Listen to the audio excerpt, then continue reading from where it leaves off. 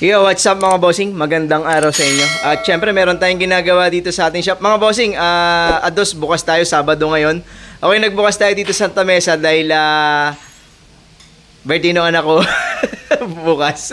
So, mga bossing, hindi tayo dumiretso ng Batangas. So, magbukas muna tayo rito. May mga kausap tayo na hindi natin nagawa ngayong araw. So, bali dalawa yung ating kausap na dumating. Pero gagawin na lang natin sila sa Bulacan mga bossing, no? So ito muna ang ating in-assist tong ating Avanza na 2007 model mga bossing. Ito yung top of the line natin na Avanza. Okay, ang issue ng ating kliyente, wala nang blower sa harapan. Na-detect namin mga bossing, sira na yung pinakang blower. Di katok na. Yun yung isang dahilan mga bossing, pagka halimbawang nawawala na yung blower tapos pag may time na nalubak, parang gumagana ulit. Ibig sabihin mga bossing, yung carbon brush nun at saka yung commutator, papudpud na. So, medyo babala na yon or palatandaan na yon na pasira na yung ating blower motor. So, yun yung isang dahilan, mga bossing, ng ating kliyente kung bakit pina-check din nila yung aircon. Pero, yung previous na lamig, mga bossing, meron din silang issue. Hindi ganun kaganda yung lamig. At may mga palatandaan din yung kanyang radiator na medyo sumosobra ng init ng temperatura. So may mga parang putok-putok na rito na may lumalabas na coolant. So ngayon ang offer natin sa ating kliyente, dahil nga ang issue ng ating mga ganitong medyo lumang modelo na unit, nagkakaroon na ng high pressure dahil yung condenser medyo masigip na, no? Ang offer sana natin, magpalit na ng panibagong condenser, pero limitado rin yung supply natin ngayon mga bossing, no? Kasi yung ating supply nasa Bulacan pa. Sarado rin yung supplier natin na kinukuha, kaya ang gagawin na lang muna namin, magpa-flushing kami ng buong system. Nagtanggal kami ng compressor mga bossing dahil maingay na rin yung compressor. So inisa-isa natin dahil pati yung refrigerant natin kanina mga bossing, kulang na rin siya ng load. So chinek natin kanina to, hindi lang natin nakuha ng eksaktong detalye, pero yun yung pinakang issue, hindi na talaga gumagana yung blower. So medyo mahirap nang ma-detect mga boss pag hindi na gumagana yung blower dun sa reading na gusto nating makuha, kasi magkaiba po yung gumagana yung blower na papadpad yung lamig ng evaporator kaysa doon sa hindi gumagana. So kaya hindi natin sila nakuha ng eksaktong detalye kung ano yung reading, no? Pero medyo mataas pa rin. Kaya ang offer natin mga bossing, mag-flashing ng buong system, magpalit tayo ng valve sa dryer. Okay? So kasi yung evaporator, sinilip namin kanina, madumi na rin naman talaga, no? Madumi na, pati yung likuran. So ito yung mga piyesa niya mga bossing. Ito yung ating blower motor. Ito naman mga boss, ang kukuhain lang naman natin doon sa ating, kasi second hand Japan yung ating ibibigay sa kanya. Ang kukuhain natin lang yung pinaka-motor, no? Ito hindi pa napapalitan mga bossing. Orig pa naman Denso, eh, oh. Meron pa naman siyang barcode ng Denso. Pero ang gagamitin natin yung housing pa rin niya, kasi yung ating mga surplus Japan mga bossing, magkaiba ang tapon ng blade o yung korte ng blade mga boss, kaya hindi pa pwede yung ating second hand, no? Okay, evaporator sa likod. Nagpalit tayo ng valve, tapos nag-flashing na rin tayo niyan. Ang nakita namin isa pang problema mga bossing, ito yung kanyang compressor. Paputok na rin yung kanyang magnetic. Yung kanyang hub, putol na yung kabilang side, no? So, ina-advise natin sa kanila na magpalit ng pulley assembly. Na tingnan na lang natin mamaya kung ano magiging desisyon ng ating kliyente. Tsaka kinakain na rin yung shafting mga bossing, eh. Ayan, no? Pagka kasi naubos niya to mga boss, dahil ang nangyayari, nag-i-stack up na ng konti itong ating pinakang bearing, kinakayod niya to. So pag lumala yan, kahit magpalit tayo ng panibagong pulley assembly, negative na. Ang solusyon na dyan, yung palit na ng buong shafting o to yung ulo natin, no? Kaya yung sitwasyon ng compressor. Ito na mga evaporator sa harap mga bossing. Napalitan naman na to, hindi na to original. Na-flashing na to, meron tayong pressure na nilagay 250, wala namang leak. So hinahanap namin yung ibang pwedeng panggalingan ng ating leak kanina na kulang ng refrigerant. Yung mga dugtungan mga bossing, kagaya niya sa may valve. So may problema siya dyan. Papalitan na natin ng panibagong o-ring yan. Condenser mga boss, kaya gusto kong papalitan. Ito yung sitwasyon ng condenser niya. Nakababad ba to? Ayun na, medyo may konting edad na kasi yung ating sasakyan, kaya mas mainam sana mga bossing mapalitan ng bago, no? Pero subukan muna namin bombahin ng bombahin. Tingnan natin kung makukuha natin sa flashing mga bossing, no? Pero pinaka-the best ito, palitan ng panibago. Kasi yung butas ito sa loob mga bossing, sigurado tayo na medyo sakal na. Kaya nakakalika na ng mas mataas na temperatura. Pati nga yung radiator niya madadamay mga bossing. Kaya meron tayong palatandaan na nakikita ron na umaangat na yung pinakang ibabaw o yung headers ng ating radiator. Siguro papa-check na lang din natin yung pan. Gumagana yung pan mga bossing kanina, pero yung commutator saka yung carbon, walang makakapagsabi no kung hanggang kailan, hanggat hindi natin nakikita no. Siguro papabaklas natin tong ating pan para makita natin kung gaano pa kaganda no. Kasi medyo hindi tayo komportable pagka mga ganitong modelo na tapos hindi natin alam kung ano yung buhay ng ating pan, kung kailan pa yan huling pinalitan. May backup naman mga bossing sa harapan. May backup na pero hindi ito yung main. Ibig sabihin kahit na gumagana tong isang ito, kung ito ang titigil itong ating pinaka main pan, negative yan. Mag-o-overheat at magkakaroon ng high pressure yung aircon natin, no? So ayun lang mga bossing, yun ang ginagawa natin dito sa ating Avanza. So ang pinaka main na naging issue, hindi na gumagana yung pan, pero hindi rin ganun kalamig. Kaya gagawa natin ng solusyon kung ano yung makakatulong para mas mapalamig natin, no? Okay, ayun lang mga bossing, at tingnan natin mamaya kung ano yung makikita pa natin dun sa reading na ibibigay pagka na ikabit na namin lahat. Okay? Mga bossing, ito yung ating evaporator sa likod. Niligtas na namin. So kaya pala kulang ng refrigerant, andito yung leak mga bossing. Ayan o.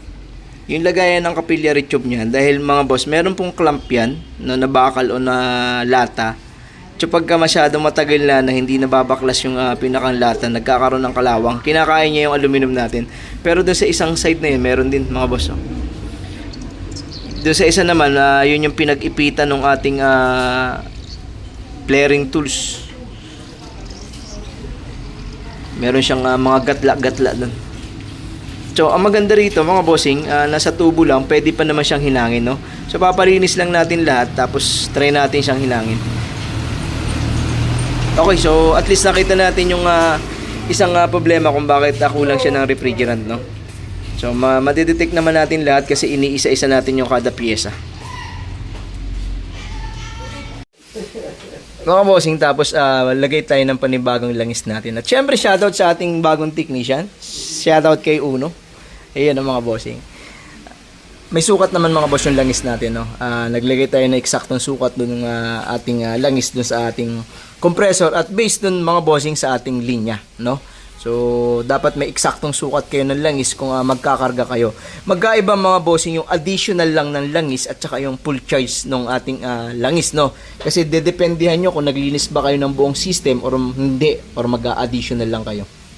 Okay, yan, no? Shoutout, no? Batang-batang technician natin dito ngayon, mga bossing, no?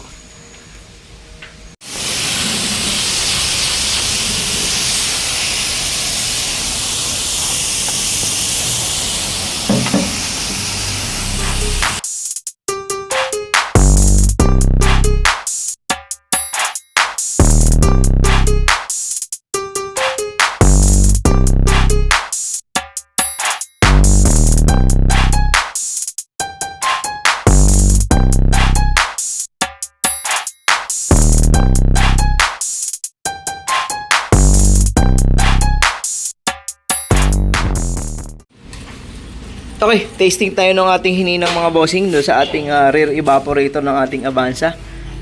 Okay, kanina masyado maraming bubbles na lumalabas, ngayon natakpan na natin mga bossing. Ayan yung ating hinang. Okay, so ang problema lang mga bossing, syempre, isa nitong mga palatandaan na to na medyo manipis na yung ating pyesa, no? Kumbaga kinakain na siya o kaya na siyang kainin nung ating corrosion o nung dumi. Sa bagay 2007 mga bossing, yung harap napalitan na pero tong likod negative pa, no? Orig pa tong likod. Mas lalo na to mga bossing pagka binugbog natin to sa chemical or lilinisan natin ng chemical, no? Kasi pagka nadaanan pa to ng chemical, mababakbak yung mga dumi-dumi na nakadikit na yan, pwedeng mas mabutas na yung katawan. Mas mahirap na kung dito sa pinakang katawan may leak, no? Kasi pag yan ay nandun sa may loob, hindi na naaabuti ng acetylene natin yan mga bossing. Kaya okay lang na dito siya lumabas, kahit pa paano mas mabilis siyang hinangin. Okay, so negative na to. magagamit pa naman, pero syempre paghahandaan na natin to, no, sasabihin na natin sa kliyente na pwede na nilang pag-ipunan ng konti itong ating evaporator. Okay, mga bossing, ito yung ating surplus na fan na kukuhaan natin ng motor. Okay, to Japan to mga bossing. Kagaya sinasabi ko mga boss, magkaiba yung blade nito at saka yung pinakang housing. So kaya hindi uubra yung ating Japan surplus na ikabit ng buo, no? Tapos mga bossing, syempre, pagka nagtanggal yan, dapat kahit paano may special tools kayong gagamitin. Kasi hindi nyo mabubunot yung pinakang cover na plastic o yung lock na plastic nitong ating blade pagka wala kayong ganito. So medyo mahirap siyang tanggalin ng mano-mano.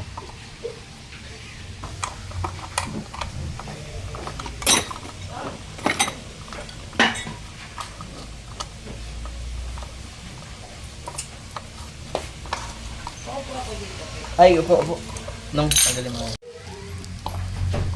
Tinawag ko yung dalawang bata. Oh. Wala isa sa kasi tinawag din yun.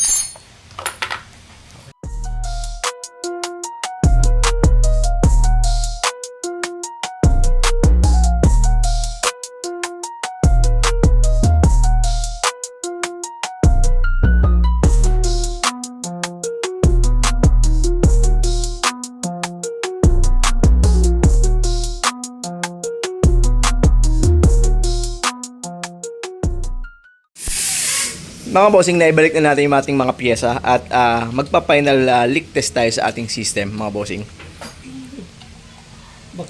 Ay, vacuum na ba yan? Na-leak test nyo na ba? Naku, late na ako. Ayan na mga bossing, magbabacuum na lang daw. Tapos load tayo ng refrigerant. Goods naman lahat. Ito yung backup na pan niya mga boss, oh. Kaso wala pang asa-align eh. Lalo na kanina? Naku. Okay, vacuum.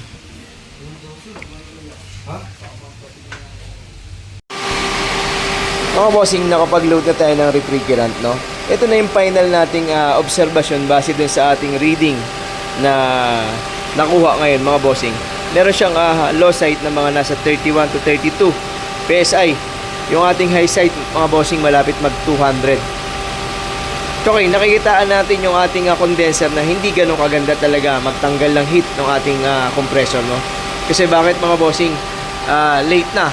Mga alas 6 na siguro mga bossing. So wala nang araw, pero ang ating high side, pumapalo siya ng 200. Nakabukas pa yung ating hood. So merong mataas sa temperatura yung ating condenser or hindi na siya makapagtanggal ng heat ng ating compressor, mga bossing. Bigyan ko ng konting sample, no? Pagka binasa natin tong ating condenser. Eto mga bossing 200 PSI. Basahin natin yung condenser. Tingnan nyo kung gaano kabilis bumaba yung ating high side. So sa akin sa matino na reading, dapat sa ganitong panahon, nag-automatic na rin siya. So mga dapat 175 or mas mababa ng konti pa sa 175 mga boss kung magbe-base tayo sa panahon natin ngayon na wala ng araw. Pero dahil nakakaabot siya ng 200, ibig sabihin medyo mataas yung ating high side, no? Sabihin natin hindi pa tayo nakakapag-circulate ng refrigerant. So observation pa, no? Papaikutin pa natin ng konti. Pero para sa akin mga bossing, pagka na-meet na natin yung eksaktong load ng refrigerant natin, yung final nun, dapat yun na talaga yun. Hindi na siya magbabago masyado ng ganong kataas, no? Sa ngayon mga bossing, 200. Hindi pa nakasara yung hood. Pero nung binasa natin, no, 150 lang. So dapat ganyan lang talaga siya mag-standby. So hindi tayo, nag-automatic mga bossing. Pero kung sasabihin natin kulang pa tayo sa circulate ng ating refrigerant or kailangan pang obserbahan, tingnan natin mga bossing, mga ilang minuto. Kasi halos start din lang naman natin, no? Pero magkaiba yan pag sinara ko pa yung hood. Mamaya, tingnan natin. Mga bossing, yung lamig na makukuha natin dito sa ating Avanza, hindi tayo makakapagpababa ng ganong kababa, no? Kasi, pero naka 10 degrees Celsius naman siya. Yan, nag-automatic din. Kasi yung ating temperatura na nasa labas hindi siya makakapagbigay ng ganong katinding lamig. Pero naka 10 degrees Celsius naman, bumababa naman pag medyo matagal na naka-on yung ating compressor. Mabilis lang mag-automatic. Naka 3-port naman tayo mga bossing. Ngayon lang, gabi ngayon mga boss. Okay, ayun lang mga bossing. So, alam naman ng ating kliyente at kinausap naman natin sila tungkol dun sa ating condenser na naobserbahan ng ating reading mga bossing. Ito nga, medyo mataas pa ang RPM nito mga boss. Oh, mataas sa 1000 RPM eh. Yan, nag-automatic. PCB valve siguro may problema to. Okay, ayun lang mga bossing. At obserbahan na lang nila to. At kung hindi, ang usapan namin balik ng Monday pagka meron na silang decision dun sa ating condenser. Okay?